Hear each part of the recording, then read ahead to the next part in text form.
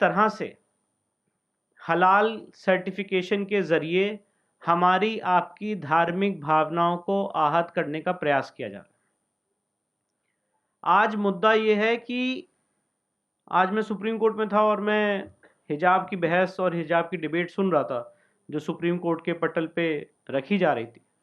तो प्रिसाइसली अगर आज हिजाब की पूरी डिबेट को हम एनालाइज करें या आर्गुमेंट्स को एनालाइज करें तो हिजाब के पूरे आर्गुमेंट्स में मुस्लिम पक्ष का या मुस्लिम महिला पक्ष का यही कहना है कि आप हमें हमारी मन मर्जी के कपड़े पहनने की इजाज़त दीजिए, आप हम पे अपना ड्रेस कोड लागू नहीं कर सकते। आज वही बात हिंदू समाज का व्यक्ति कह रहा है कि जैसे आपको अपनी मनमर्जी के कपड़े पहनने का अधिकार है, वैसे हमें भी अपनी मनमर्जी के कपड़े पहनने का, अपनी मनमर्जी का खाना खाने का उसका अधिकार है। तो आपने जिस तरह से अभी जो एक यहाँ पे वीडियो क्लिप चलाया गया, तो आपने उसका उदाहरण देखा कि किस तरह से KFC हो गया, मैकडॉनल्ड्स हो गया, या जितने मल्टीनेशनल ब्रांड्स हैं उसमें आप हलाल सर्टिफिकेट दे रहे हैं। अब एक जैन होने के नाते और एक हिंदू होने के नाते मैं तो कतई ये बर्दाश्त नहीं कर सकता हूँ कि मैं अपने बच्चों को या स्वयं, और इनफैक्ट मैं रमेश शिंदे जी का बहुत शुक्रिया अदा करना चाहता हूँ, हमें तो पता भी नहीं था कि जो चीज़ हमें वेज या खाने के रूप में दी जा रही है उसमें हलाल सर्टिफिकेट लिखा हुआ है। तो ये मेरी धार्मिक भावनाओं के साथ कितना बड़ा विश्वासघात है, कितना बड़ा कुठाराघात है, ये इसका जीता जागता उदाहरण ये पुस्तक है। क्या इस देश में हिंदू समाज के लोगों का अधिकार नहीं है आर्टिकल 21 के तहत? क्या इस देश में हिंदू समाज के लोगों का अधिकार नहीं है भारतीय संविधान के आर्टिकल 25 के तहत कि वो अपने धर्म को अपने हिसाब से प्रचारित कर सके, अपने धर्म को अपने हिसाब से बचा सकें? आज मैं आपके माध्यम से कहना चाहता हूं कि जो प्रोडक्ट्स में हलाल सर्टिफिकेट लगा हुआ है उसका हम जाने अनजाने में सेवन कर रहे हैं, तो वो हमारा धर्म भ्रष्ट कर रहा है। मैं आपको जीता जागता उदाहरण देना चाहता हूं। अभी मल्लिकार्जुन, जिसे श्रीशैलम भी कहते हैं आंध्र प्रदेश में, उसका सबसे सटीक उदाहरण है। और मुझे लगता है कि अगर ऐसी कोई बातें हम लोग कहते तो उसे हेट स्पीच के दायरे में लाया जाता। आंध्र प्रदेश हाईकोर्ट ने अपने जजमेंट में कहा है, और वहां पे कंट्रोवर्सी ये हुई थी कि जो मंदिर के बाहर की दुकानें हैं उन दुकानों का जो उसकी रेंट के लिए उसका ऑक्शन किया जा रहा था, तो उसमें मुस्लिम समाज के लोगों ने कहा कि हमें भी पार्टिसिपेट करने दिया जाए। आंध्र प्रदेश हाईकोर्ट ने ऑर्डर पास किया कि नहीं, कोई भी गैर हिंदू व्यक्ति इस दुकान में ऑक्शन में पार्टिसिपेट नहीं करेगा। और रीजनिंग, उस जजमेंट की रीजनिंग क्या थी? उस जजमेंट की रीजनिंग ये थी कि जो मुस्लिम समाज के लोग हैं प्रसाद के नीचे मांस रखते हैं, उसको अपवित्र करते हैं, थूकते हैं, ये सारी चीजें उस जजमेंट में लिखी हुई हैं, जिसको अल्टीमेटली जब वो मामला सुप्रीम कोर्ट आया, सुप्रीम कोर्ट ने इजाजत दे दी कि नहीं, सेकुलरिज्म को मेंटेन करने के लिए जरूरी है कि जो मंदिर की शॉप्स हैं उसमें मुस्लिम समाज के लोग भी रहें। ये किस तरह का सेकुलरिज्म है आज तक मैं नहीं समझ पाया। पर मैं आपको ये बताना चाहता हूं कि ये जीता जागता उदाहरण है कि कैसे इन सारे प्रोडक्ट्स के जरिए आप हलाल इकोनॉमी को हमारे ऊपर थोप रहे हैं, लाद रहे हैं।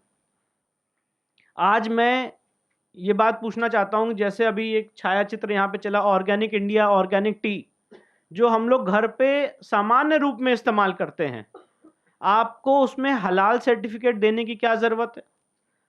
आज ऐसी कई बिल्डिंग्स हैं और ऐसे कई बिल्डर्स हैं जिनका पूरा इंफ्रास्ट्रक्चर और बिल्डिंग मटेरियल का डेवलपमेंट इस तरह से किया जा रहा है कि जो वास्तु कलाकृति के खिलाफ हो और हलाल सर्टिफाइड हो। तो मैं तो जब यूजुअली ये ग्रंथ नहीं आया था तो मैं हलाल को यही समझता था इनिशियली कि वो उस तरह का मांसाहार है जो इस्लाम के हिसाब से कबूल है। पर जो इसको व्यापक स्वरूप दिया गया है, जब रमेश शिंदे जी से बैठे हम लोगों ने डिस्कशन किया, तब समझ में आया कि इसका इतना व्यापक स्वरूप है और ये कोई गवर्नमेंट एजेंसी नहीं कर रही है। ये जो प्राइवेट 4-5 इंडिविजुअल, 4-5 प्लेयर यहाँ पे छायाचित्र में दिखाया गया, वो उस हलाल को सर्टिफाई करने के लिए बाउंड कर रहे हैं इन सारी अथॉरिटीज को। और इनके बाउंडेशन में आके ये सारे प्राइवेट इंडिविजुअल्स या ये जितने सारे प्राइवेट प्लेयर्स हैं, जितने यहाँ पे ब्रांड्स हैं या जो भी प्रोडक्ट्स हैं, वो उनको हलाल सर्टिफिकेशन दे रहे हैं। और इसीलिए इस समय की ज़रूरत है कि हम लोग इसका पुरजोर विरोध करें संगठित होके। अगर आज हिंदू समाज के लोग एक मांग करते कि सात्विक सर्टिफिकेट दिया जाए, तो शायद मुझे लगता है इसका बहुत विरोध होता। तो जब आज सात्विक प्रोडक्ट्स नहीं आ सकते हैं, सात्विक सर्टिफिकेशन नहीं आ सकता है, तो हलाल सर्टिफिकेशन कैसे आ सकता है? मुझे क्यों मजबूर किया जाएगा, मुझे क्यों बाउंड किया जाएगा कि मैं जो भी प्रोडक्ट्स लूं उसमें हलाल सर्टिफिकेशन हो? और इसी तरह की मानसिकता, मैं ये सारी बातें इसलिए बताना चाहता हूं कि इसी तरह की मानसिकता हमने लैंड जिहाद में देख रहे हैं, वफ एक्ट में देख रहे हैं।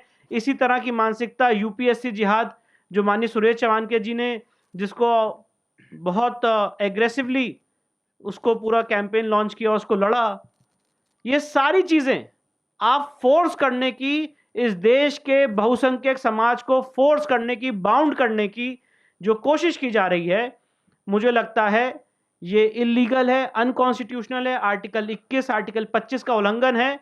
और अगर इस देश में आर्टिकल 14 है तो वो आर्टिकल 14 है कहां? मैं तो ये समझ ही नहीं पाता हूं कि संविधान इस देश का और सारे जो लीगल प्रोसीजर्स हैं वो एक तरफा क्यों अप्लाई किए जाते हैं? क्यों नहीं इस बात को हम समझा पा रहे हैं या संगठित होकर हमें लड़ने की आवश्यकता है आगे आने वाले समय में कि हलाल सर्टिफिकेट और जिस तरह से बहुसंख्यक समाज के लोगों की धार्मिक भावनाओं के साथ खिलवाड़ किया जा रहा है, इसको रोकना कितना जरूरी है, ये बुक उसका जीता जागता उदाहरण है। और सबसे बड़ी बात मैं ये बताना चाहता हूं कि बुक तो खैर बहुत वेल रिसर्च्ड है। हमारे सुप्रीम कोर्ट में एक जस्टिस पटनायक थे, उन्होंने एक बात कही थी कि सबसे अच्छा जजमेंट ये होता है, वो होता है जो सबसे कम शब्दों में और सबसे कम पेजेस में लिखा जाता है। तो ये बुक देख के मैं बहुत खुश हुआ कि ये इतनी पतली सी, इतनी अच्छी सी किताब है जिसको आप जल्दी पढ़ भी सकते हैं, जल्दी समझ भी सकते हैं, और इस विषय की गंभीरता का जो इम्पैक्ट है, ये विषय कितना गहरा है, ये आपके सबके नॉलेज में आएगा। और जो बुक के ऑथर हैं उनकी जितनी तारीफ की जाए वो अपने आप में कम है। माननीय रमेश शिंदे जी वो व्यक्तित्व हैं जिन्होंने हिंदू समाज के जितने अलग अलग संगठन हैं उनको एक मंच पे लाने का काम किया है। और ऑन ग्राउंड हम लोग तो खैर अपने लीगल करियर में और अपने चीज़ों में व्यस्त रहते हैं, ऑन ग्राउंड समाज में, समाज के बीच रह के, देश के विभिन्न कोनों में प्रवास करके, वहाँ की सिचुएशन को अंडरस्टैंड करके जो ऑन ग्राउंड एक्सपीरियंस है वो उन्होंने अचीव किया है। और उन सारी चीज़ों का जो हमें अनुभव है, हमें लाभ है, इस बुक में मिलेगा, दिखेगा। तो मैं ईश्वर से ही मनोकामना करता हूँ कि ये बुक हम सब लोग पढ़ें और लोगों को स्प्रेड करें, और इस हलाल इकोनॉमी का, इस हलाल सर्टिफिकेशन का हमें संगठित होकर पुरजोर तरह से विरोध करना चाहिए।